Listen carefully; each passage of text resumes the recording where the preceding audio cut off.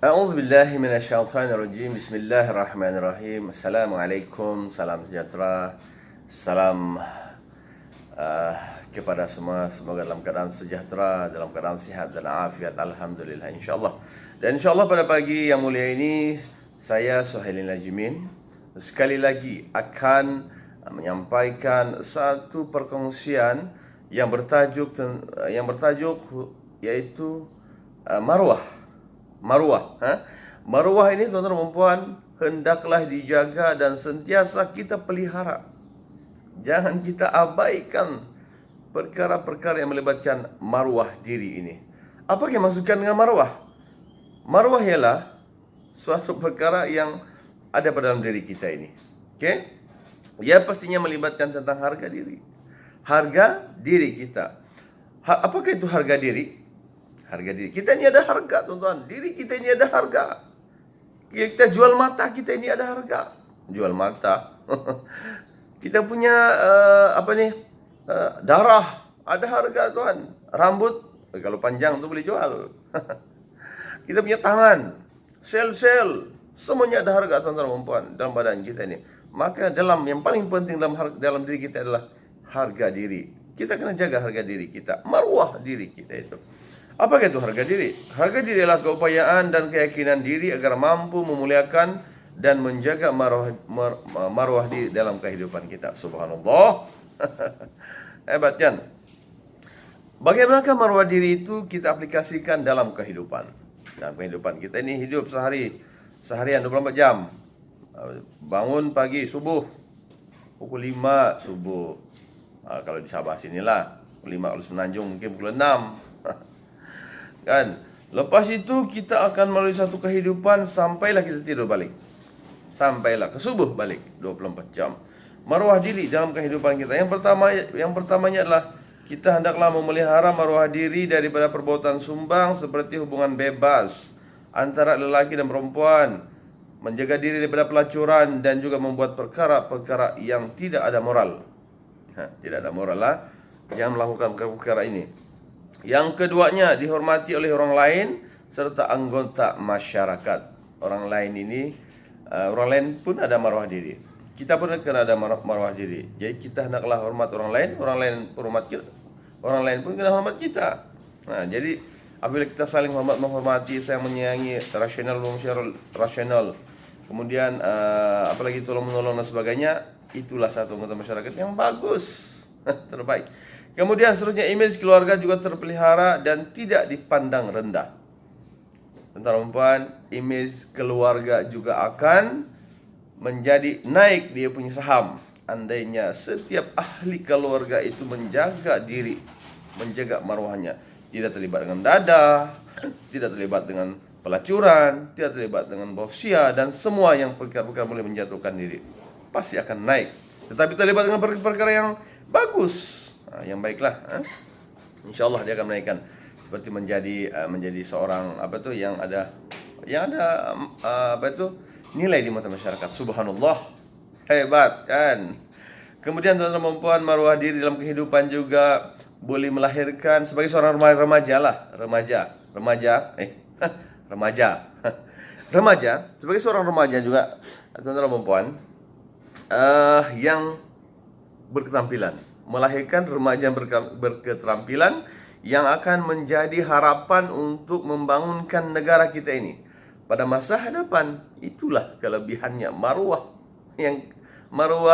diri di dalam kehidupan kita. Tuan-tuan dan puan, adik-adik sana, apakah ciri-ciri pula individu yang bermaruah? Mesti ada ciri-ciri dia. Yang pertama, lebih berjaya dan aktif dalam akademik dan sosial. Dia kena berjaya. Yang kedua, berkelakuan rasional, positif, thinking, dia cara berfikir adalah positif, dan serta beradab sopan. Kena adab sopan dari segi perbuatan, tingkah laku, tutur kata, kan? Allahu Akbar. Yang ketiga adalah sentiasa berpakaian sopan, kemas dan sentiasa menjaga kebersihan diri. Janganlah selekeh. Hendaklah sentiasa kemas dalam keadaan berpakaian sopan. Janganlah terlampau seksi. yang membuka aurat sana sinilah, seorang nampak, ya Allah, na'udzubillah. Kemudian seorang individu yang juga bermaruah juga dilihat dari segi pertuturan. Pertuturan yang bagus, subhanallah. Yang baik, pertuturan yang baik, dan juga apabila dia bertutur dalam, rakan-rakan pun suka sentiasa memuji. Oh, awak hari ini seorang yang baik. Orang suka teman-teman. Assalamualaikum dalam agama Islam, kita macam apa tu? Disunatkan untuk memberi salam. Assalamualaikum. Jawabnya mesti kena wajib. Berdosa tak jawab. Salam ini Allah. Itu bab itu doa.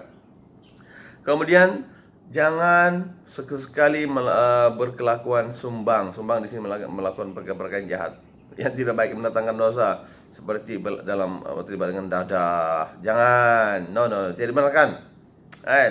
Terlibat dengan sebarang macam minum arak, dia akan menjatuhkan maruah juga tu. Terlibat dengan pelacuran, Allah, na'udzubillah.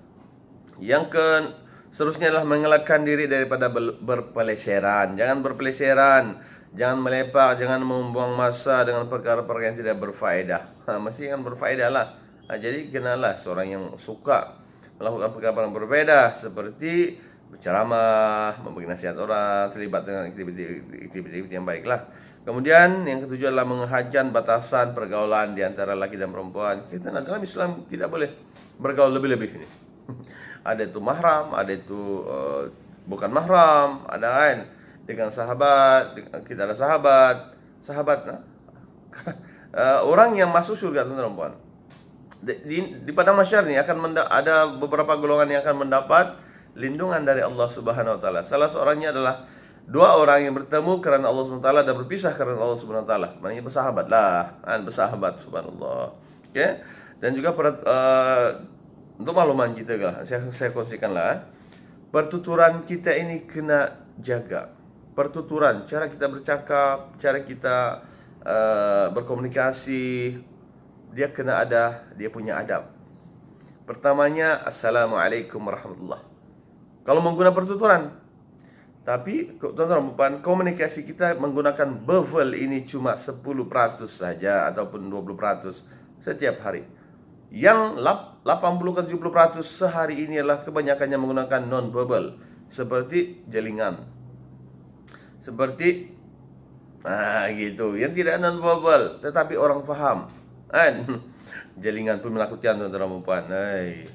Jadi apakah perbuatan yang boleh menjejaskan diri sendiri? Yaitu memakai pakaian yang menjolok mata, jangan pakaian seksi, bercakap menggunakan nada yang kasar dan bahasa yang biadab, janganlah yang begitu. Melibatkan diri dalam gejala sosial seperti aktiviti pelacuran dan juga pelumba haram, jangan terlibat dengan perkara ini.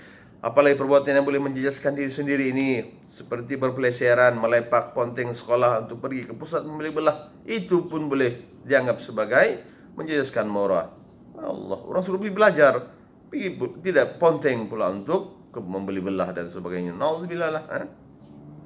Kemudian mengamalkan hidup gaya barat seperti punk, skinhead dan black metal. Kemudian menyalahgunakan dadah untuk khayal dan memudarkan diri sendiri. Jadi cara untuk menjaga maruah diri adalah mendalami dan mengamalkan ajaran agama Islam, agama lah, yang amalkan yang amalan agama itu. Kemudian mendengar arahan dan nasihat daripada ibu dan bapa, guru, penjaga dan kawan-kawan. Dengarlah nasihat orang. Menjaga dan mengawal, jaga dan kawal batasan pergaulan kita dengan rakan sebaya untuk menghindari perbuatan-perbuatan yang dosa. Kemudian mempelajari seni mempertahankan diri untuk keselamatan diri. Perlu ini. Kemudian menjauhkan diri pada gejala sosial yang dapat mencemarkan maruah diri keluarga. Terusnya sentiasalah menjaga keharmonian dalam keluarga. InsyaAllah kita akan baca. Subhanallah, baiknya dan nasihatnya kepada semua kita lah. Sentiasalah kita ini menjaga maruah diri kita dengan komunikasi yang bagus, tutur kata yang bagus, perbuatan yang bagus. Jangan menjadi orang-orang yang sentiasa ada nilai tambah dalam masyarakat. InsyaAllah untuk berguna kepada kita dan juga kepada agama kita, agama Islam insyaAllah. Yang baik itu Allah SWT, kurang lebih diri saya sendiri. Saya akhiri dengan wabillahi taufiq wal hidayah. Assalamualaikum warahmatullahi taala wabarakatuh, dan jumpa lagi. Jangan lupa subscribe YouTube channel Suhailin Lajimin. Wassalam.